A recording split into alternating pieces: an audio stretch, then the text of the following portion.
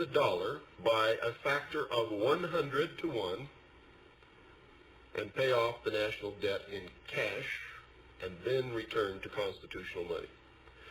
It would require that we go through such an unbelievable inflationary period followed by abject depression and would still not do away with the Federal Reserve System that has got us into this situation. It would not return us to constitutional money. In my estimation, that is the worst way to do it. There is no other way that it can be done because none of the interest has ever been created.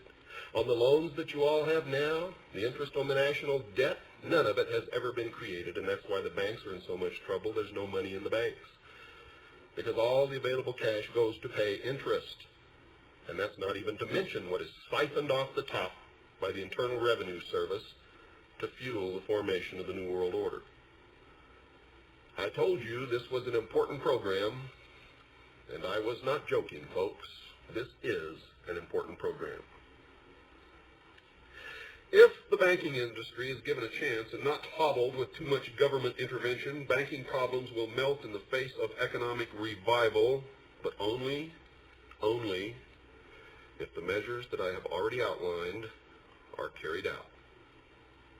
That revival will be enhanced if our regulators can continue to emphasize banking soundness without being sidetracked by having to enforce more social engineering, currency policing, or credit allocation mandates. Think about it. And you'd better think about it really, really good, because we're in big trouble, folks. Now, let me give you some indication of what this new law says. Basically, it calls for prompt corrective action. The FDIC Board of Directors on September 15, 1992 approved a final rule implementing a statutory requirement that banking regulators take specified prompt corrective action when an insured institution's capital falls to certain levels. Section 131 of the FDIC Improvement Act of 1991, the FDICIA, amends the Federal Deposit Insurance Act by adding a new Section 38 that restricts or prohibits certain activities and requires an insured institution to submit a capital restoration plan when it becomes undercapitalized. The restrictions and prohibitions become more severe as an institution's capital level declines, beginning with measures such as restrictions on dividends and management fees if the payments would result in the institution becoming undercapitalized, and ultimately ending in the closing of institutions that are critically undercapitalized. A copy of the Federal Register is in my hands, folks, and I'm going to be explaining this to you. The final rule applies primarily to state-chartered banks and insured United States branches of foreign banks that are supervised by the FDIC, as well as to directors and senior executive officers of those institutions. However, portions of the FDIC rule also apply to all insured depository institutions that are deemed to be critically undercapitalized. The Federal Reserve Board, the Office of the Comptroller of the Currency, and the Office of Thrift Supervision have adopted parallel rules for the institutions they supervise. The FDIC's final rule, which becomes effective December 19, 1992, amends Part 325 of the agency's regulations by defining 5 capital categories for purposes of implementing the prompt corrective action requirements.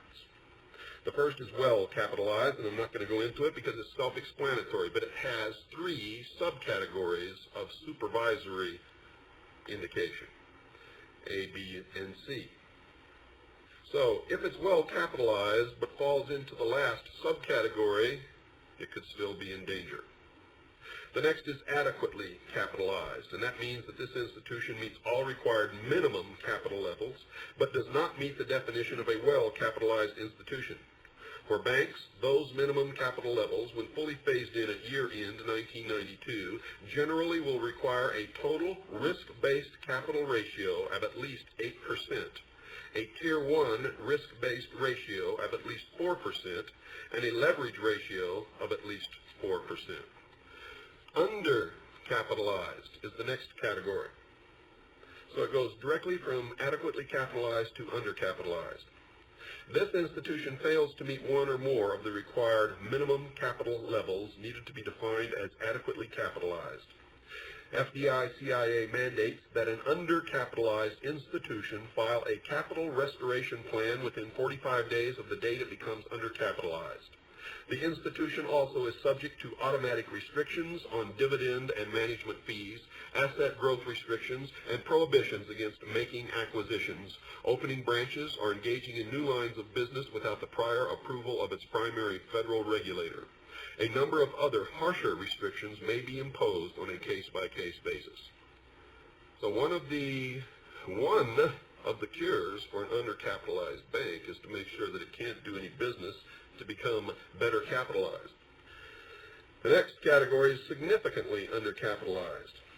This institution has a total risk-based capital ratio of less than 6%, a Tier 1 risk-based capital ratio of less than 3%, or a leverage ratio of less than 3%.